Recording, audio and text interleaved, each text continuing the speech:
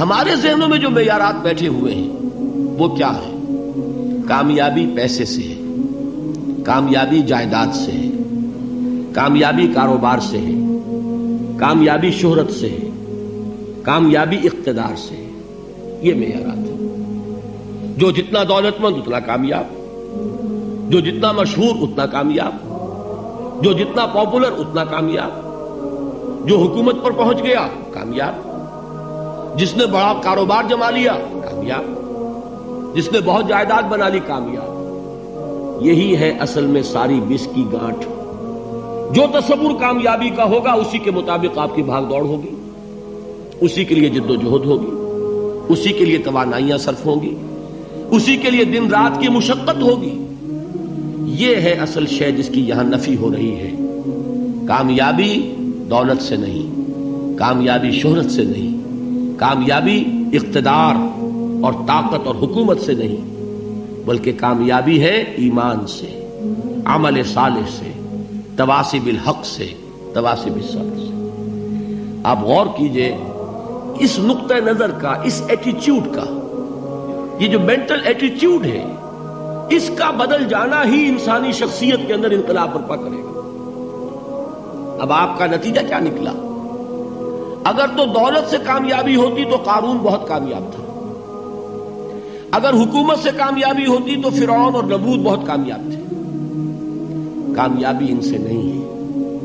کامیابی انسان دولت میں قارون کی دولت تک پہنچ جائے اور دنیا میں دبدبہ اور اقتدار اور سلطنت اور حکومت کے اعتبار سے وہ نمرود اور فرعون کا مقام حاصل کر لے، وہ ناکام ہے، خائب ہے، خاسر ہے، برباد ہے.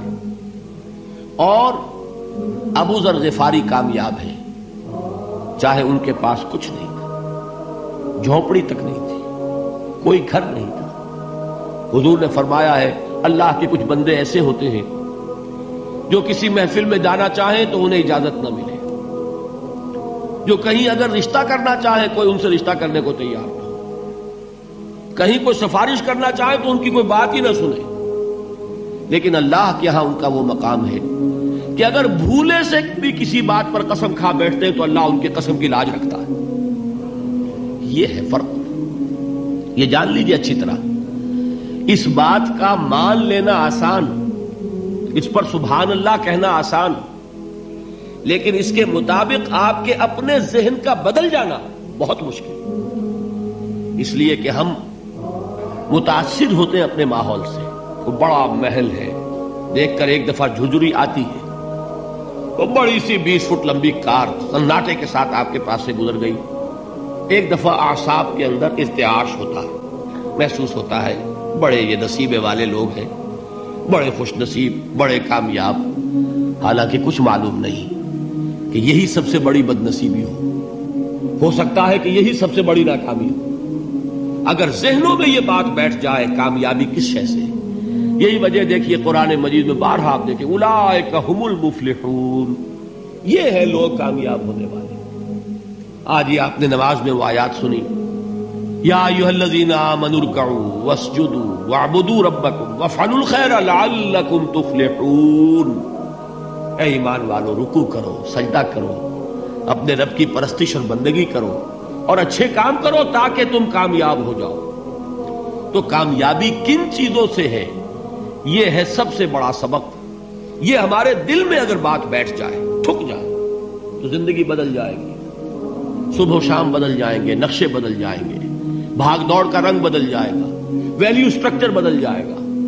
آج وہ ایک چیز نہایت اہم نظر آ رہی ہے، کل نہایت غیر اہم نظر آئے گی. جیسے کہ حضور کی حدیث ہے مالی ولد دنیا، مجھے تمہاری اس دنیا سے کیا سروکار ہے. انما مثلی کراکب استظل تحت شجرۃ ثم راح فترکها، میری مثال تو اس سوار کی سی ہے جو تھوڑی دیر کے لیے ایک درخت کے سائے میں ٹھہرتا ہے سستانے کے لیے، پھر وہ اپنا راستہ لیتا ہے. اسے اس درخت سے مستقل تعلق اس کا نہیں ہے، وہ اس کا گھر نہیں، وہ اس کی منزل نہیں. اسی طرح یہ دنیا میرا گھر نہیں ہے. اب دیکھیے ہم کہتے ہیں انا للہ و انا الیہ راجعون، ہم تو مسافر ہیں، ہم اللہ کے پاس سے آئے، اللہ کی طرف ہمیں لوٹ جانا ہے. کن فی الدنیا کانک غریب و عابر سبیل، حضور فرماتے ہیں دنیا میں ایسے رہو جیسے کہ تم اجنبی ہو یا راہ چلتے مسافر. لیکن یہ طرز عمل کب ہوگا؟